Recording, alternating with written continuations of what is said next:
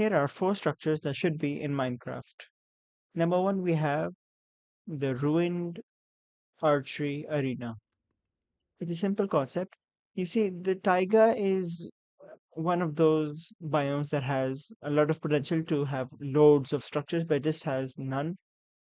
So, yeah, this is the first one that I propose that Minecraft adds. This is a simple arena, good for early game and not that useful for late game, which is basically the story of 90% of structures in Minecraft. The only structures that are late game that can be considered are the stronghold, the end city, and the woodland mansion to some extent.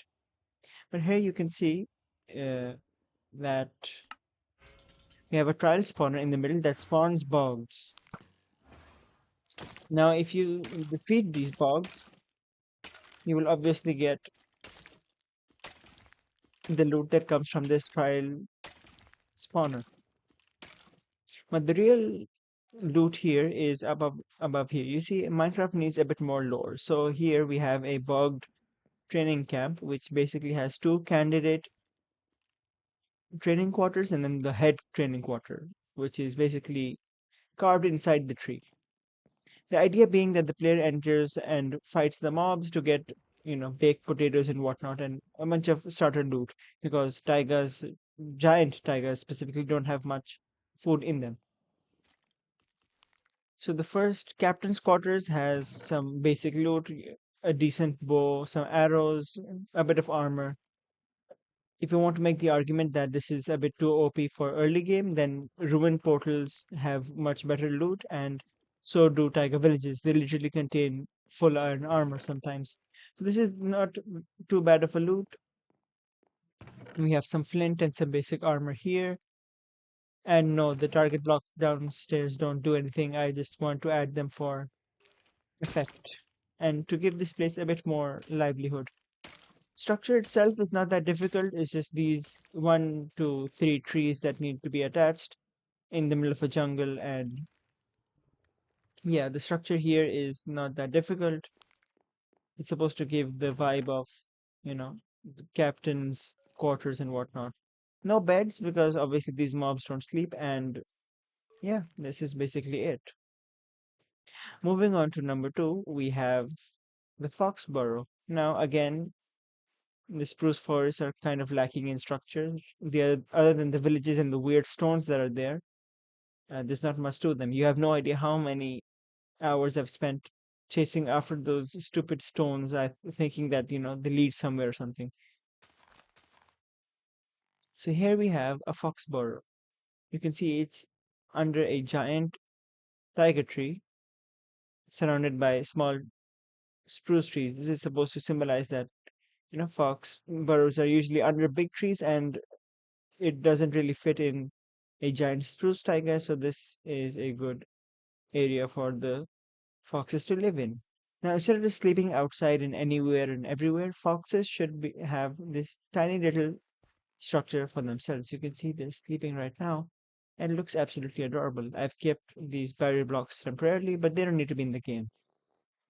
There's a bunch of sweet berry bushes inside, and basically the structure is just a few rooted dirt, coarse dirt, and podzol dotted around, and some, yeah, just like beehives have around three bees, they should have three to four foxes that sleep inside the burrows.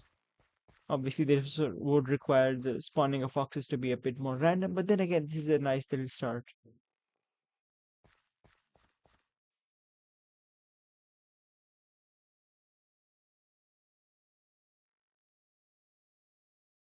Now, the next structure is going to be in a different biome. Yes, we are moving away from the spruce forest and going somewhere different.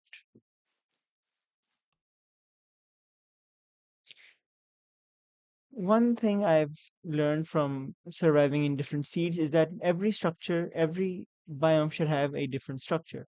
Oh, lag spike, eye spikes. Anyway, this is a simple eye spike, but it's naturally generated this way. You can see some of the other ones here. This one is actually quite a nice shape for a good tower.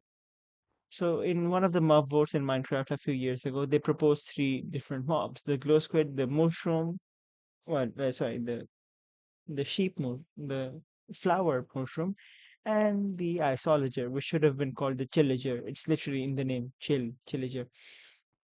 Anyway, this structure is dedicated to the chillager, or alternatively, Mojang could use the illusioner, which is an amazing mob. Uh-huh. Yeah, but you're either this one or this one. You have no idea. So the loot up here is quite basic. Again, a few carrots, a goat horn, a good book, glass bottles, anything just to survive here. Uh, Carrots is good for a starter farm, a bit of iron nuggets, the lantern here as well. Uh-huh. And before you make the assumption that this mob is too OP, I'll just give you a little demo here. Uh-huh.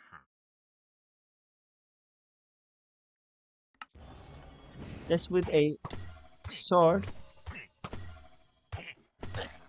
there we there was literally four hits with the netherite sword, and if you don't want to deal with it, I'm sure people will come up with different ways, just like they have in the past. I mean, literally, bastions were added, and within a month, people realize how to just cheese through them and just use them for speedrunning, other than rather than going through them slowly and finding each and every single chest. People just straight on studied all the variants, and yeah. So this is a nice little structure that could spruce up parts of the game, and yeah, it will make surviving in biomes like these a bit easier. People have done challenges of surviving in ice spikes, and I think structures like this will definitely help many people. And yeah, it's a nice little thing. I mean, you don't have to start to search every single ice spike, but you can see this one is just like the other ones from down here. You'll have to go up and check each and every single one if you want to find the Chillager for your collection. Most Minecraft hardcore YouTubers like to collect every single mob, and I think this one will give them a reason to visit a biome like this. I mean, it is rare and it should add a bit of difficulty and dynamic to the game. Last but not least, now everyone wants a nice end update, but I think they should revamp the end. See, most games when they have dragons, quite it's amazing to fight the dragon. It's fun, and it has a different aspect to it. In Minecraft, the dragon just flies around these eight pillars. You shoot them with an arrow, snowballs, and whatnot, and you just come down here, take six beds, and defeat the dragon. It's not that difficult. Speedrunners do it within 5 minutes. I propose this: the Dragon's Den. It's between two towers, and basically two of the towers should be close enough to provide the dragon with the healing energy it needs.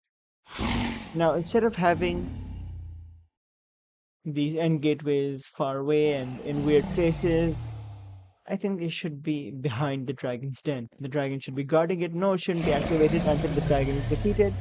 But then again, it will help the game a lot. It'll make it more interesting, and it will prevent you from just spamming beds here with two obsidian and finishing the dragon off. The, the dragon's mechanic should be reworked in the sense that the dragon should go outside, fly around, attack the player, and then go back inside to rest rather than just sitting or flying over a weird pillar.